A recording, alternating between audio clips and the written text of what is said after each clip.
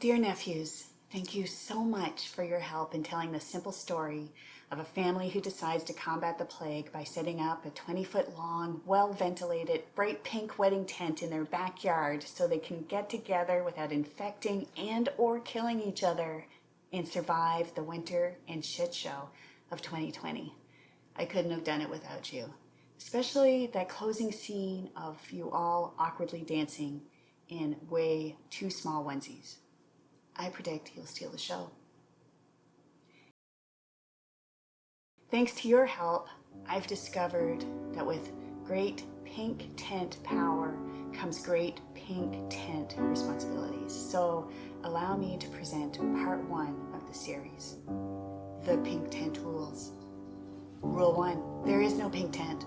Kidding.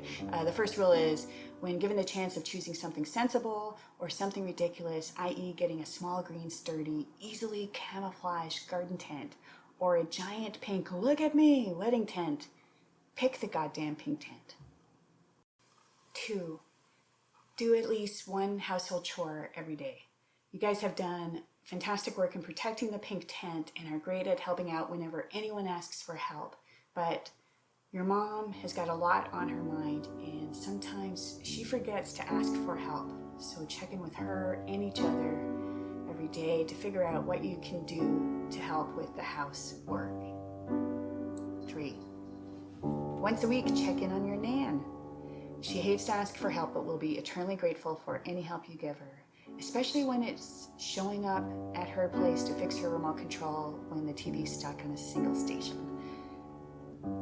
Try surprising her with a phone call, or the next time she's at the pink tent, just ask if she'd like any help.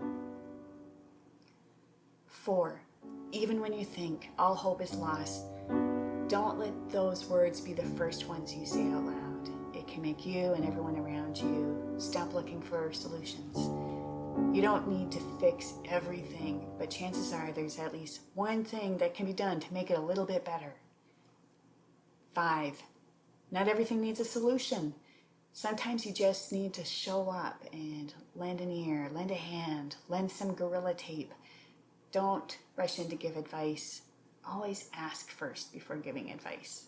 Note, these are the pink tent rules, so this is completely different.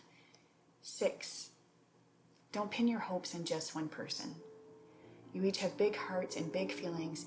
You're probably going to need a few people to keep your heart whole. Try to keep your heart open and try to keep it light, and don't be quick to settle for just a little love from just anyone.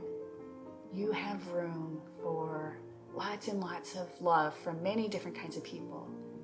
And even more than romantic love, I hope you find community and camaraderie.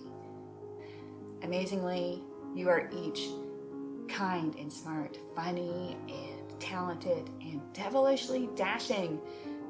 And I'm not saying that just because we're related. I'm saying it because it's true. And honestly, any partner or ethical polyamorous bubble would be lucky to have you. 7, answer texts. Seriously, a simple thumbs up or a what the fudge sicko will do. I believe in you.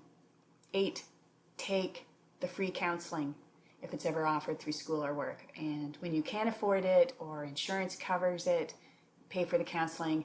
Trust me, coming from our family, you are definitely going to need it. You come from a long line of people who feel too much, who worry too much. And constantly evaluating what other people are thinking or thinking of us is a really painful, debilitating way to live.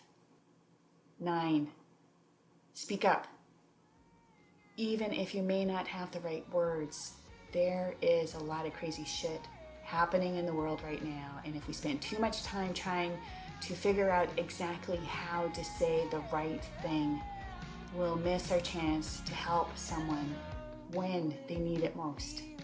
And if you do say the wrong thing, there is dignity in simply saying sorry or thank you. I didn't know, I'll do better next time. 10, finally, when in doubt, say yes to the pink tent. Be ridiculous. Be ridiculous. Don't let fear of failure or fear of looking stupid stop you from trying something that sparks your interest or wonder or awe. There is power and so much possibility in the ridiculous. Trust me, we can inspire by failing. We can bring joy by falling. We can find courage through laughter and anger and tears, just by coming together, even if it's just to rebuild and prop up and patch up a ridiculous, flimsy pink tent held together with too many rolls of Gorilla Tape and a lot of love. Besides, if it does all fall down, we still got that giant 30-foot tarp. So thank you, nephews. You helped make this 2020 struggle and the 1,200 kilometers I biked between my apartment in Gatineau and your backyard in Nepean worthwhile. Keep on dancing like idiots. And I promise, next year, I'll buy you better fitting onesies.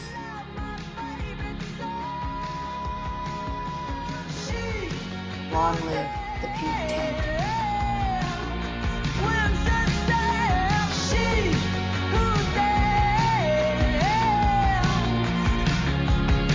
You're the queen of your country, not for love.